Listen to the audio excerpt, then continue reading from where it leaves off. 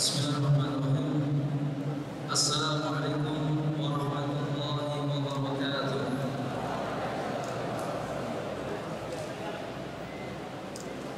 Innal hamdalillah nahmaduhu wa nasta'inuhu wa nastaghfiruh wa na'udzu billahi min shururi anfusina wa min sayyiati a'malina. Man yahdihillahu fala mudilla lahu wa man yudlil fala hadiya lahu. Asyhadu an la ilaha illallah wahdahu la syarika lahu wa asyhadu anna Muhammadan 'abduhu wa rasuluh. Qala Allah 'azza wa jalla fi kitabihil karim, ya ayyuhalladzina amanu taqullaha haqqa tuqatih wa la tamutunna illa wa antum muslimun. Ikhwatal iman, at-talabah a'azzani Allahu wa iyyakum.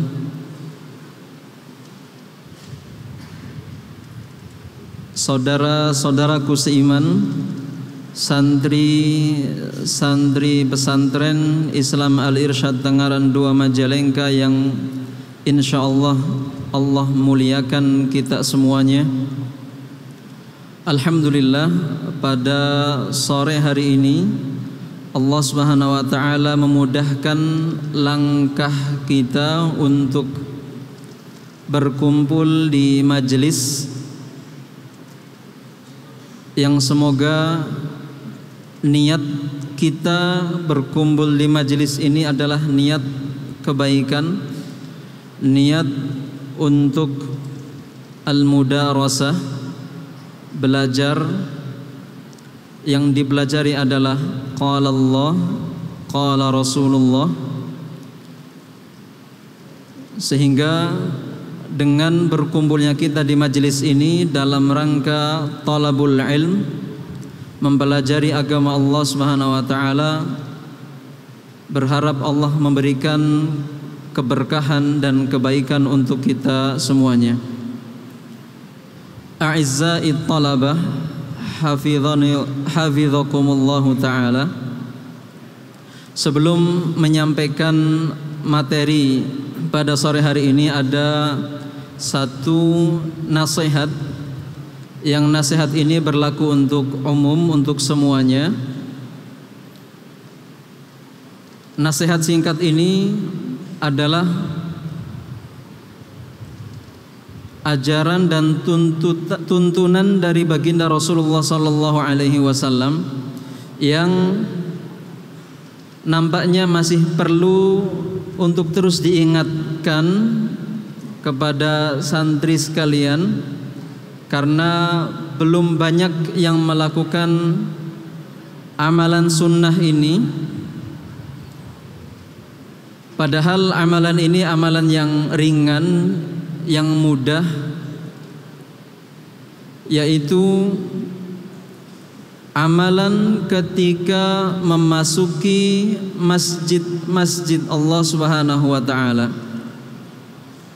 Selayaknya masjid adalah rumah ibadah, rumah Allah Subhanahu wa taala yang di dalamnya kita beribadah, maka harus ada al-ihtiram wa ta'zim, penghormatan dan pemuliaan kita terhadap rumah-rumah Allah Subhanahu wa taala, yaitu masjid.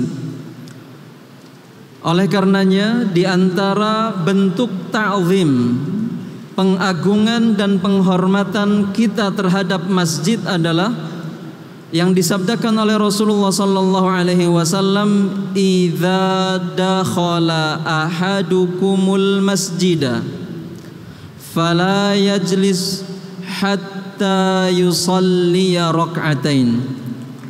Apabila kalian masuk masjid, salah seorang dari kalian masuk masjid, maka tidak duduk, tidak langsung duduk, hatta yusalli rak'atain, sehingga dia salat 2 rakaat.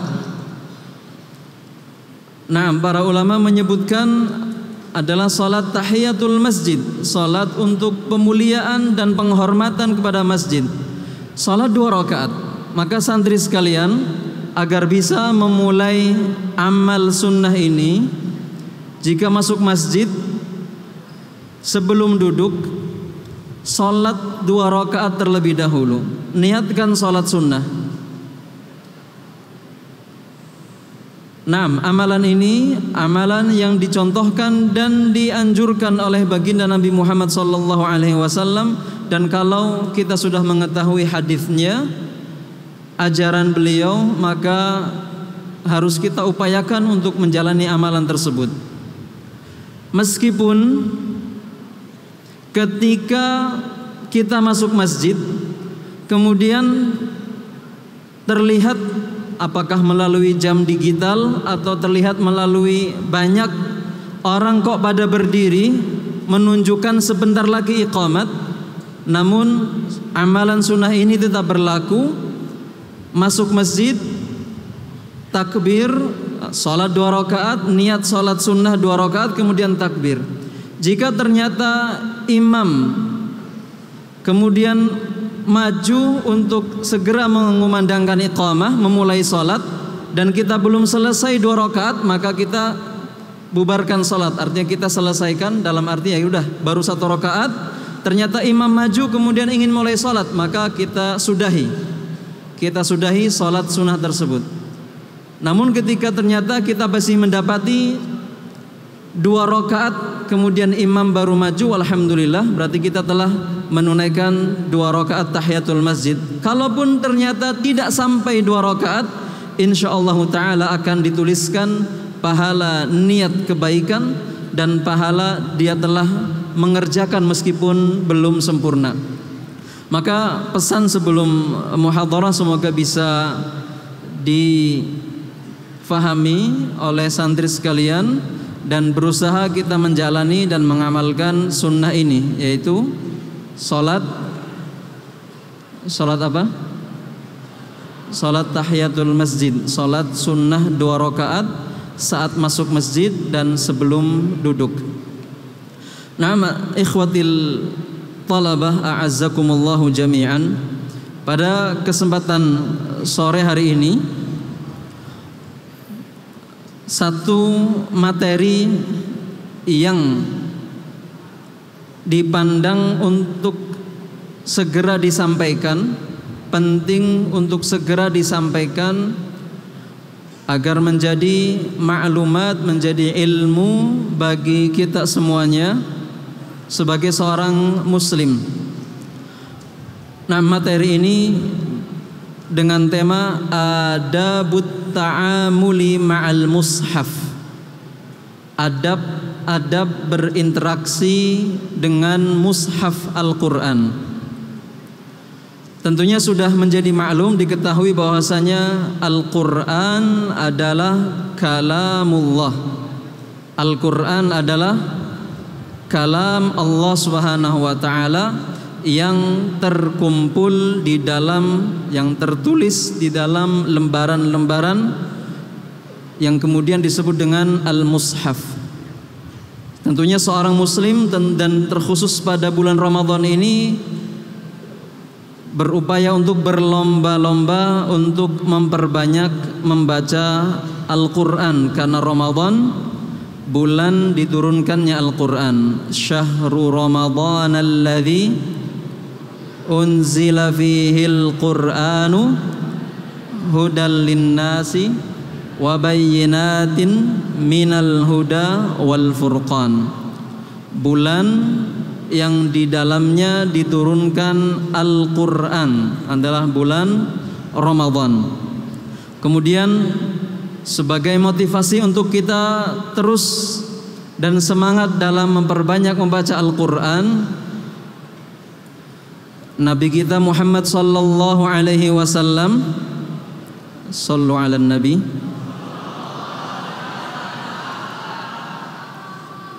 bersabda di dalam sebuah hadisnya, beliau berkata, man qara'a harfan min kitabillah, barang siapa yang membaca satu huruf dari kitabullah Al-Quran, falahu bihi hasanah, maka dia akan mendapatkan kebaikan, satu kebaikan.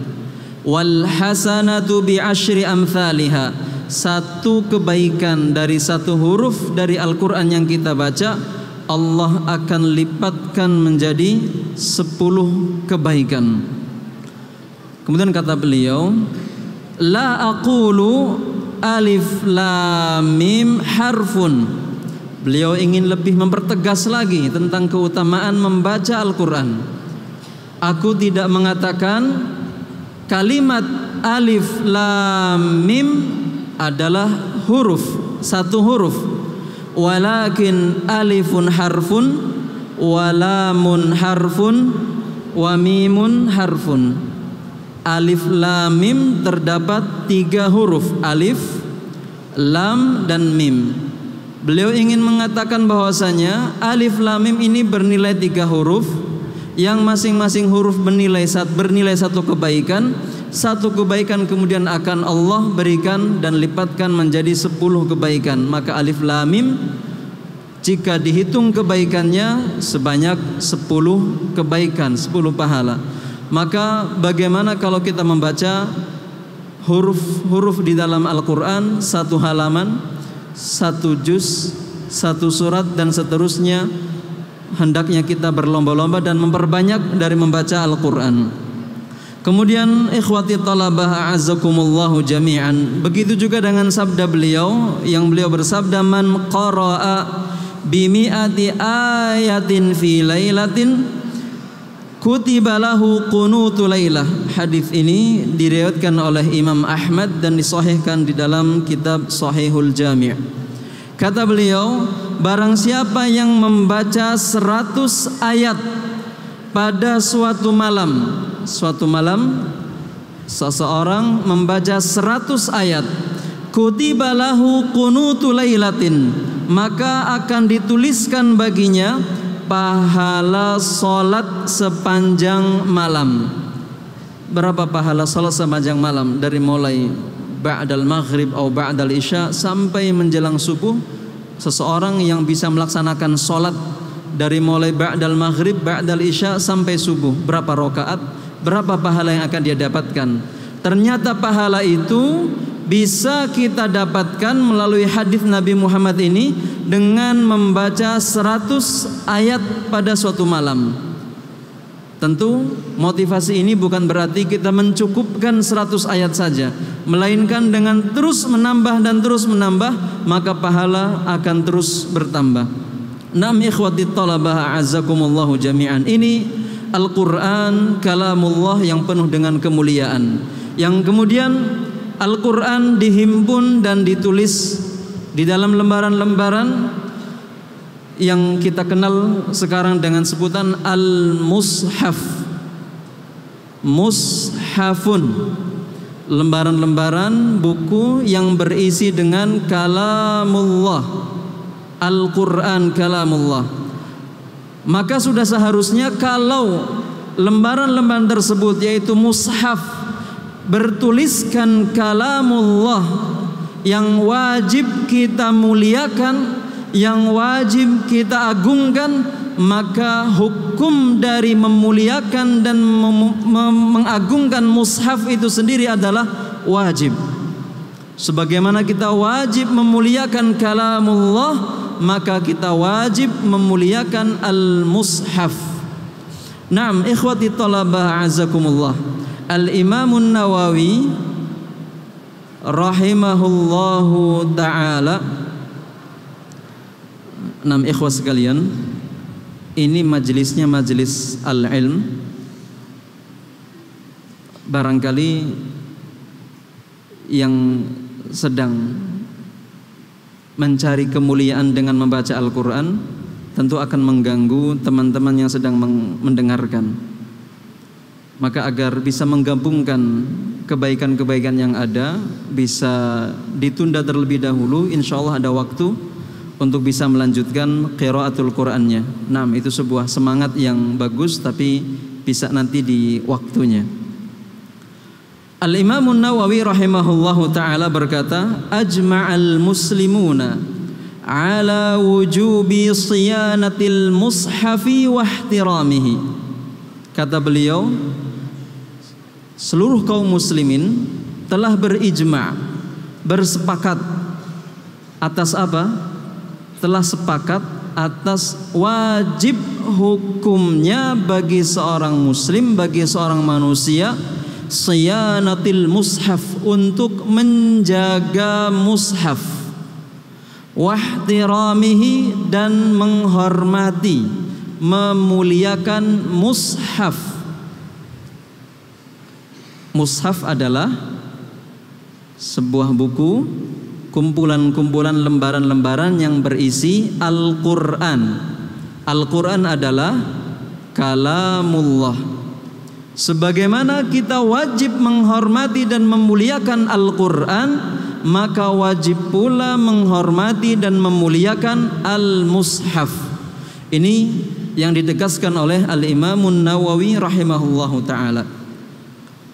Maka santri sekalian yang dirahmati Allah, berikut adalah poin-poin bagaimana kita berinteraksi dengan mushaf. Ya, ini poinnya, kita berbicara tentang bagaimana kita berinteraksi dengan al-mushaf. Bukan sedang membicarakan tentang berinteraksi dengan Al-Quran kalamullah, tapi al-mushaf, lebih khusus al-mushaf. Bisa dibedakan ya, mushaf dengan Al-Quran. Nah, yang pertama, poin yang pertama, bagaimana kita beradab terhadap mushaf. Allah yamassal mushafa illa ala taharah.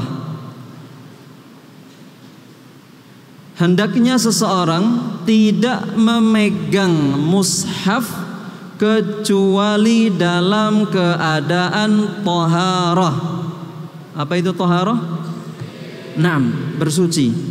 Bagi yang sedang berhadas kecil, maka bersucinya dengan wudu. Bagi yang sedang berhadas besar, bersucinya dengan ghuslul janabah. Ini berlaku suci dari hadas kecil dan suci dari hadas besar. Maka ikhwas sekalian, jika ingin membaca Al-Quran dan memegang mushaf, upayakan dan harus dalam keadaan taharah, wudu terlebih dahulu. Dan ini adalah pendapat imam mazhab yang empat, Al-Imam Malik, Al-Imam Abu Hanifah, Al-Imam Malik, Wal-Imam Syafi'i, Wal-Imam Ahmad. Keempat imam berpendapat wajib dan harus dalam keadaan suci ketika ingin memegang mushaf. Allah Subhanahu wa taala berfirman, la yamassal Qur'an, afan li hadis, sesuai dengan hadis dari Nabi Muhammad sallallahu alaihi wasallam, la yamassal Qur'ana illa tahirun. Tidak diperbolehkan memegang Al-Quran kecuali orang yang dalam keadaan suci. Dan Allah Subhanahu wa taala pun telah berfirman, la yamassuhu illal mutahharun, dan tidaklah menyentuh, memegang al-mushaf Al-Quran illa al-mutahharun, kecuali orang-orang yang dalam keadaan taharah, suci. Jelas ya, poin yang pertama, harus dalam keadaan suci. Poin yang kedua, alla yatawassadal mushafa wa la ya'tamida alaih. Tawassada yatawassadu. Naam, antum ta'rifun al-kalimat wisadah. Wisadah ta'rifun? Wisadah. An-naim yanamu 'alal wisadah. Tawassada yatawassadu, diambil dari kalimat wisadah. Maka adab yang kedua dalam bermuamalah dengan Al-Quran dan mushaf adalah tidak menjadikan mushaf itu sebagai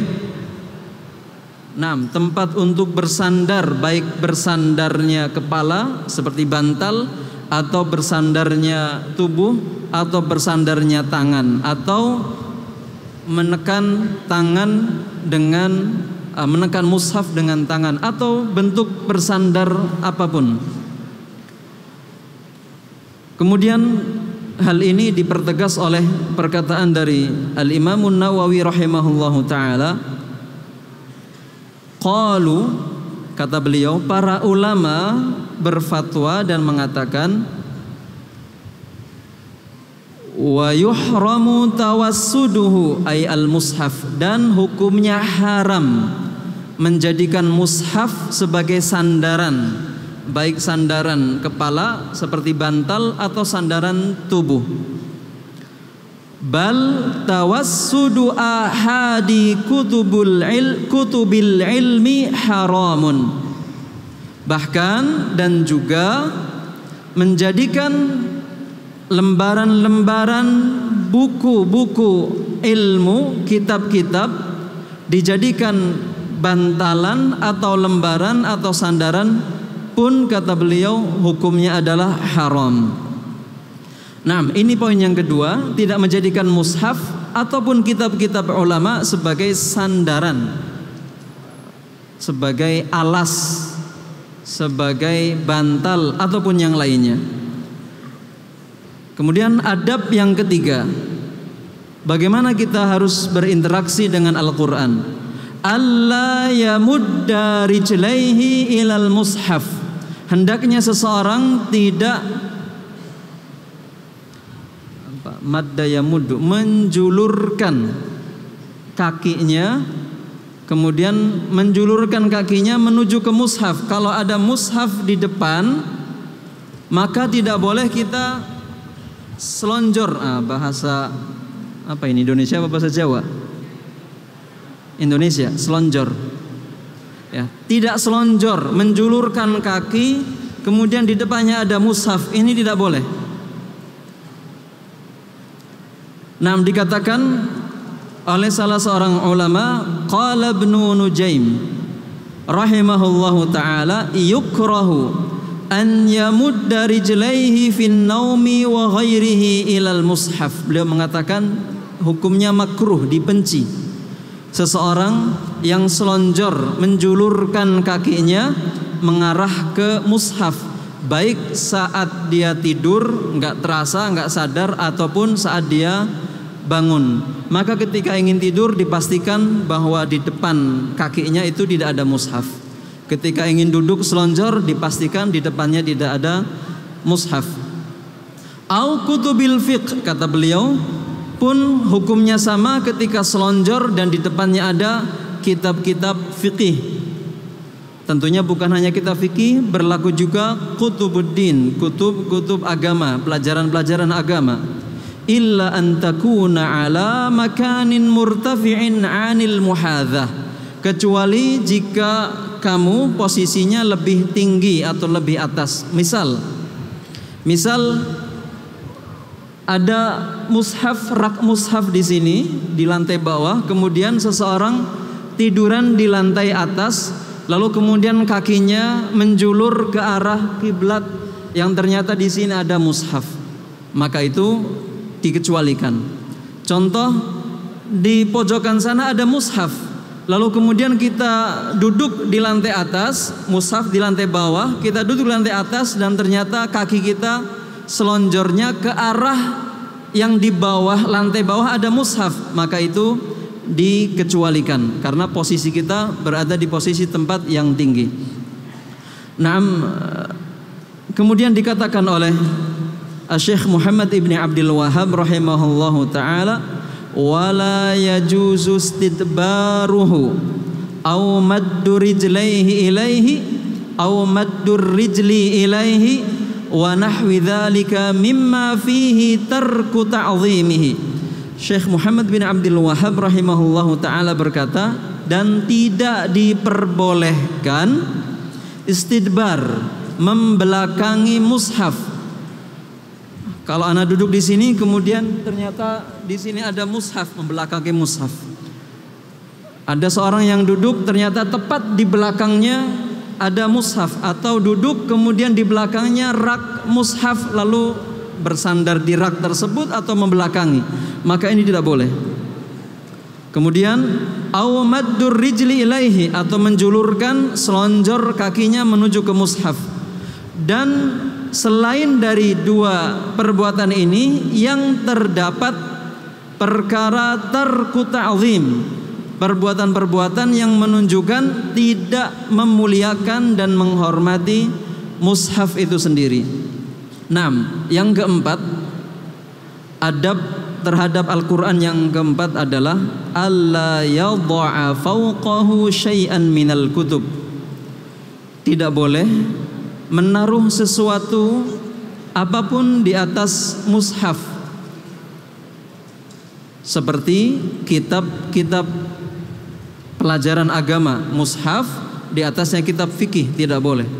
Mushaf di atasnya pulpen. Mushaf di atasnya peci, tidak boleh. 6. Hatta yakuna abadan aliyan lisairil kutub ilman kana au ghairahu. Agar mushaf ini selalu posisinya berada paling atas dan tidak ada yang lebih atas daripada mushaf. Baik itu yang di atasnya berbentuk ilmu, lembaran-lembaran kitab ilmu, ataupun selainnya, peci, pulpen, dompet, dan yang lainnya. Maka hendaknya ketika melihat mushaf, kalau di atasnya mushaf lagi tidak masalah, tapi kalau di atasnya adalah kitab, maka segera diambil. Kalaupun bukan kita yang melakukan, maka kita, bentuk adab kita terhadap Al-Quran adalah memuliakan. Kita singkirkan, kita turunkan peci, pulpen, apapun itu yang berada di atas mushaf. 6. Ini yang keempat. Yang kelima, adab yang kelima terhadap mushaf adalah alla yarmiya bihi ila sahibihi idza arada an yunawilahu. Ketika kita ingin memberikan mushaf kepada pemiliknya atau ingin memberikan mushaf kepada orang lain, maka jangan dilempar.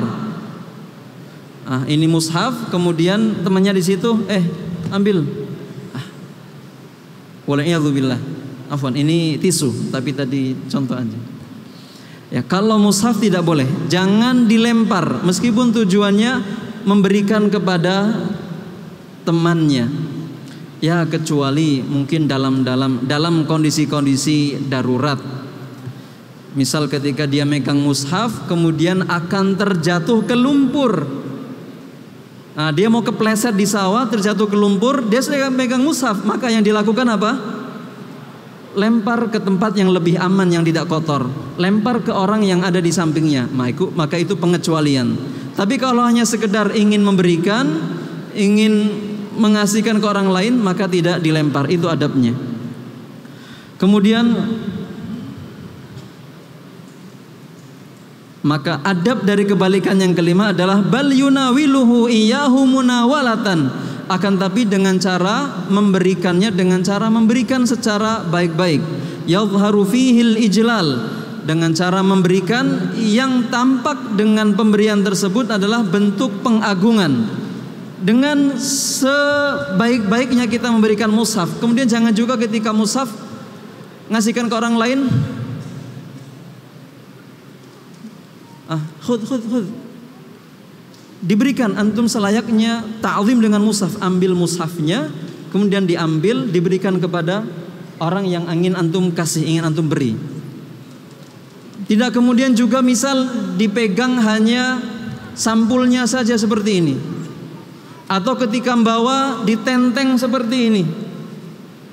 Tapi benar-benar ketika bawa pun dibawa dengan penuh adab. Apakah ditaruh di dada atau ditaruh seperti ini, tidak kemudian ditenteng begitu saja, ataupun ketika dipegang hanya sampulnya saja, atau dipegang kemudian dilempar kepada orang lain, maka ini harus dihindari. Benar-benar kita harus menunjukkan al-ijlal, pengagungan, wat ta'zim, dan memuliakan terhadap Al-Quran yang di dalamnya berisi kalamullah azza wa jal.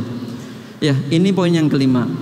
Diringkas, poin yang pertama, tidak boleh memegang mushaf kecuali orang yang suci, Yang kedua, tidak menjadikan mushaf sebagai alas, sandaran ataupun tempat untuk bersandar, tempat untuk bertumpu, tidak boleh. Kemudian yang ketiga, tidak boleh selonjor dan di depannya ada mushaf, menjulurkan kaki sedangkan di depannya ada mushaf. Yang keempat, tidak boleh menaruh apapun di atas mushaf, baik itu kitab yang berisi ilmu agama ataupun yang lainnya. Yang kelima, tidak melempar atau membawa mushaf dengan cara yang tidak ada penghormatan di dalamnya. Gunakan membawa, memberikan ke orang lain dengan cara terhormat dan pengagungan terhadap Al-Quran. Yang keenam,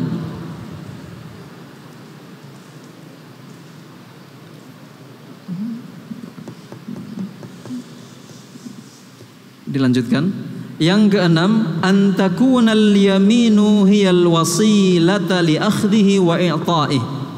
Hendaknya orang yang ingin membawa Al-Quran, memberikan Al-Quran atau mengambil Al-Quran menggunakan tangan kanan.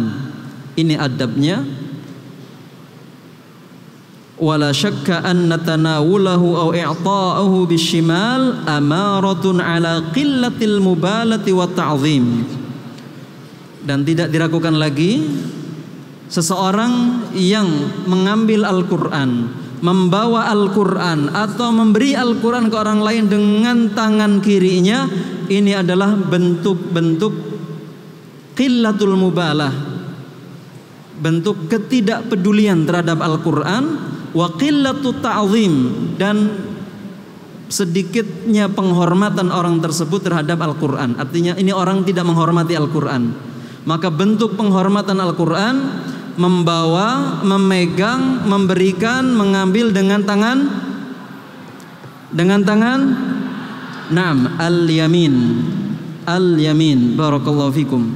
Kemudian yang ketujuh, adab yang ketujuh dalam berinteraksi dengan al-mushaf adalah alla yadha'ahu 'alal ardi illa lihajah.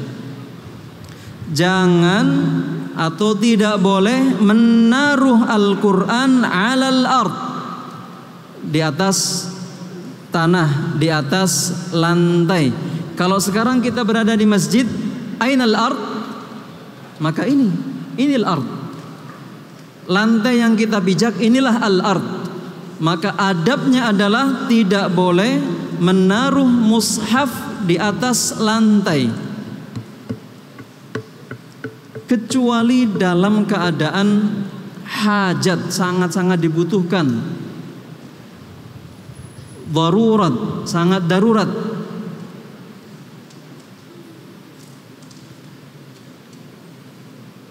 Misal orang yang membawa mushaf yang besar, kondisinya misal di masjid, kalau masjid ini meskipun luas tapi masih terhitung tidak begitu luas kalau dibandingkan dengan Masjidil Haram, Masjid Nabawi.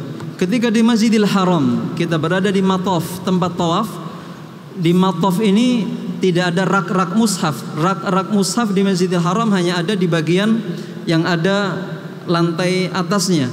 Adapun di mataf, di tempat tawaf ini tidak ada rak-rak yang menyediakan mushaf, dan kita membawa mushaf, kita membaca Al-Quran di situ, kemudian dikumandangkan iqamat. Di mana kita naruh?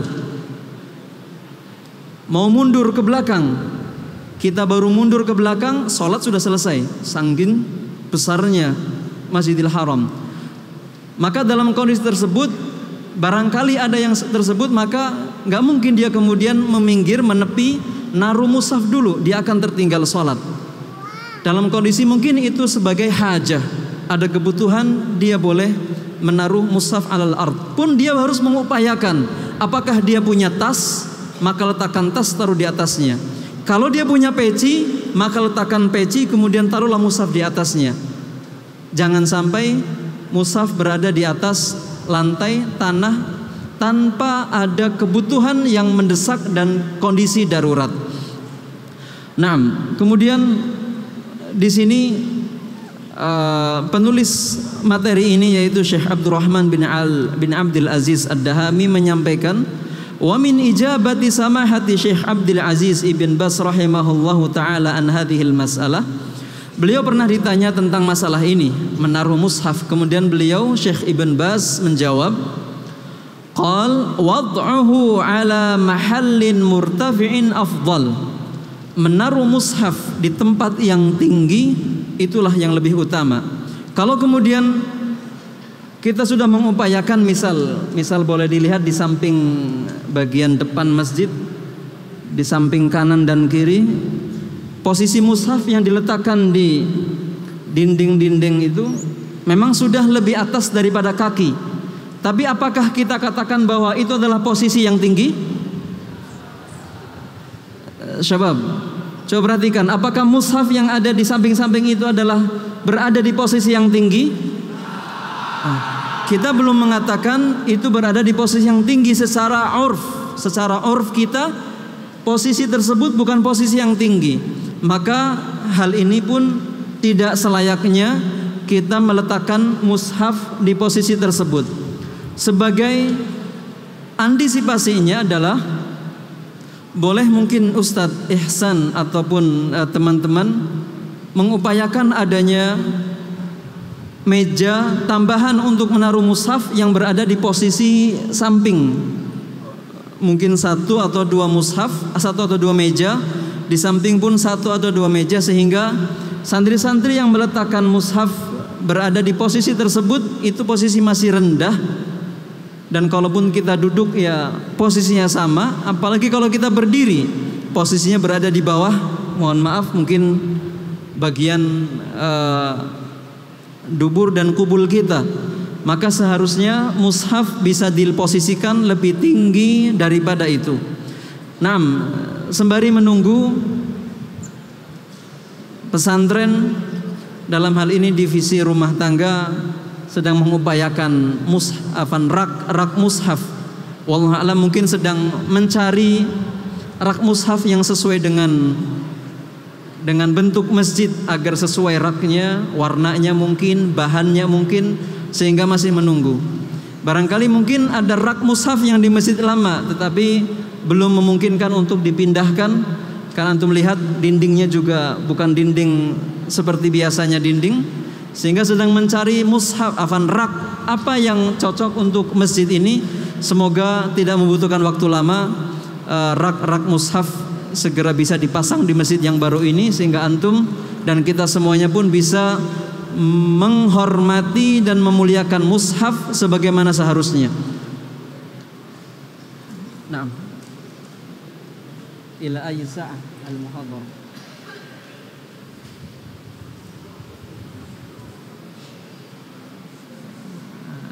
Al-Ustadzul Mas'ul al-muhadharah ila ayyi sa'ah.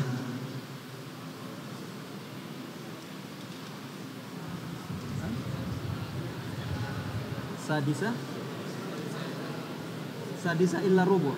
Sadisa illa rubu'. Nah, ini tadi yang ke-7. Yang ke-8,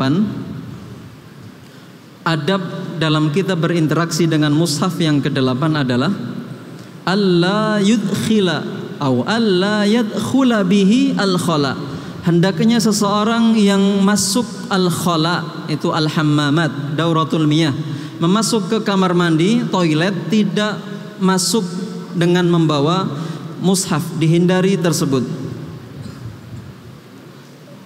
Nah, kemudian dikatakan oleh salah seorang ulama, amma dukhulul khala'i bi mushafin min ghairi hajatin fala syakka fi tahrimihi qat'an wa la yatawaqqafu fi hadza aqilun. Naam, adapun masuk ke dalam hammamat, dauratul miyah, kamar mandi ataupun toilet dengan membawa mushaf tanpa ada kebutuhan dan tanpa ada hal yang darurat, maka tidak dilakukan lagi, hukumnya adalah haram. Hukumnya adalah haram. Sengaja membawa mushaf masuk ke masjid, hukumnya haram. Kecuali keadaan-keadaan darurat. Apa contohnya? Keadaan darurat contohnya, Jika mushaf itu ditinggal di luar, mungkin sedang berada di negara-negara bukan Islam, negara kafir misalnya, kita bawa mushaf, kalau kita taruh di luar maka bakal di sweeping atau diambil kemudian dirusak oleh orang-orang kafir.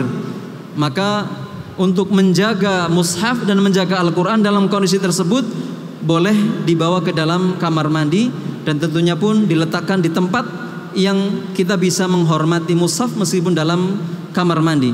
Ini kondisi khusus, kondisi tertentu. Tapi kalau kemudian kita masih berada di negeri Islam, berada di pesantren ataupun di rumah, sepertinya tidak ada hajat untuk kita membawa masuk Al-Quran atau mushaf ke dalam kamar mandi. Kemudian yang kesembilan, alla yaqsida bi fathil mushafi akhdhal fa'li minhu. Ketika, nah ini perilaku sebagian orang, masyarakat awam mungkin, kalau pesantren, santri-santri insyaallah tidak menjadikan dan memaksudkan dengan membuka mushaf al-fa'l. Apa itu al-fa'l? Tafa'ul, tasya'um.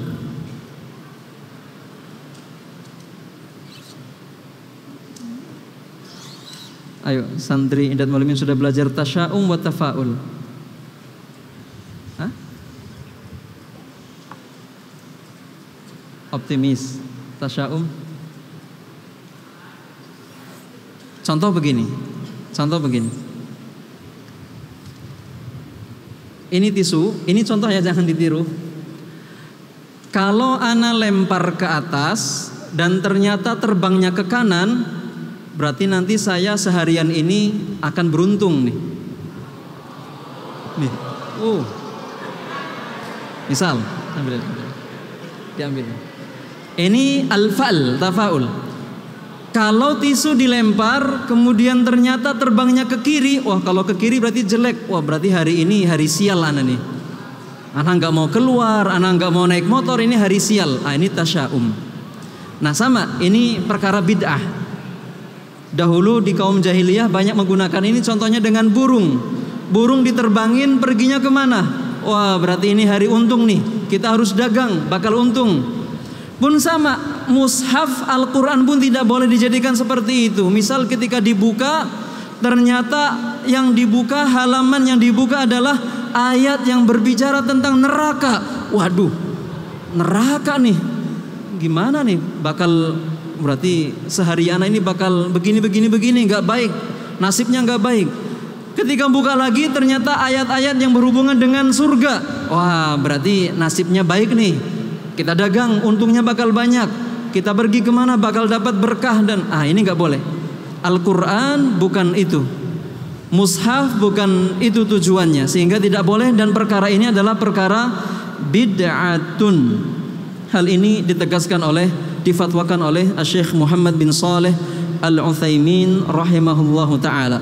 Kemudian yang ke-10, Ana tutup sampai 11 saja. Yang ke-10, ada mutaqlibi awraqihi bibalalil asabi'i warriq. Adab bersama atau interaksi dengan Al-Quran adalah tidak boleh membuka lembaran-lembaran mushaf dengan jari jemari yang basah dari mana? Dari air liur. Ini kebiasaan ya. Kita mungkin melihat seorang kalau mau buka karena susah dibuka, pakai air liur, kemudian jadi mudah dibuka. Dibasahin dulu jarinya, kemudian mudah dibuka. Ini tidak diperbolehkan. Faqad kariha dzalika jam'un min ahlil ilmi. Perbuatan ini dibenci oleh beberapa dan banyak ahli ilmu atau ulama. Naam. Kemudian yang ke-11, yang terakhir, yang 11, alla yahjurul qira'ata fihi nadhran. Hajara yahjuru, menghajar. tidak boleh menghajar Al-Quran secara melihat. Artinya kita tidak boleh, hajar itu artinya meninggalkan. Kita tidak boleh meninggalkan Al-Quran nazran. Apa itu nazran? Melihat. Bagaimana kita melihat Al-Quran? Dengan cara membaca Al-Quran melalui mushaf. Maka meskipun kata beliau, walau kana hafizan lahu, meskipun orang itu hafidh lil Quran mutqin, dia sudah mutqin Al-Quran, gak butuh mushaf lagi. Lalu kesehariannya dia membaca juz 1, juz 2, juz 3 sampai juz 30 tanpa Al-Quran, tanpa mushaf, dia sudah bisa. Meskipun dia seorang hafidh, maka adab terhadap mushaf, dia tetap tidak boleh meninggalkan mushaf. Tetap harus ada waktu-waktu dia melihat, memperlihatkan atau melihat dengan matanya, melihat Al-Quran melalui mushaf dengan matanya. Nah, ini sebagai bentuk pengagungan terhadap al-mushaf. Qala al-Imam al-Qurtubi rahimahullahu ta'ala, wa min hurmatihi, dan di antara penghormatan seseorang terhadap Al-Quran adalah alla yukhalliya yauman min ayyamihi minan nadhari fil mushafi marratan. Termasuk bentuk penghormatan seseorang terhadap Al-Quran adalah tidaklah seseorang meninggalkan sehari, tidaklah seseorang meninggalkan satu hari pun dari membuka mushaf walaupun satu kali. Jangan sampai kita melewati satu hari tanpa membuka mushaf. Ini kata Al-Imam Al-Qurtubi rahimahullahu ta'ala. Semoga poin 11 poin ini tentang adab ma'al mushaf, adab berinteraksi bersama mushaf ini bisa kita fahami dan kita ingat, kemudian kita amalkan. Maka santri-santri yang semangat membaca Al-Quran dan di bulan Ramadan ini lebih semangat, kemudian ingin meletakkan mushaf, hendaknya tidak meletakkan mushaf di tempat yang rendah sebagaimana dilihat pada sore hari ini, dan tidak meninggalkan mushaf secara berantakan. Nah, ada poin lagi yang tidak usah sebutkan, masih ada 3 poin lagi. Di antaranya adalah tidak menaruh mushaf secara mansyurah, berantakan, mutaba'thirah, seperti misal ada sebuah meja, ada rak, kemudian ditaruhnya seenaknya saja. Tidak boleh. Kita harus penuh penghormatan ketika mengambil Al-Quran, harus penuh ta'zim dan penghormatan ketika ingin menaruh dan mengambil Al-Quran. Hadza wa sallallahu ala nabiyyina Muhammad. Minta tolong santri-santri untuk menaruh mushaf yang berada di tempat-tempat yang belum selayaknya. Santri-santri minta tolong mushaf-mushaf yang ada silahkan diambil dan diletakkan di tempat yang lebih tinggi. Barakallahu fikum. Hadza wa sallallahu ala nabiyyina Muhammad. Wassalamu alaikum warahmatullahi wabarakatuh.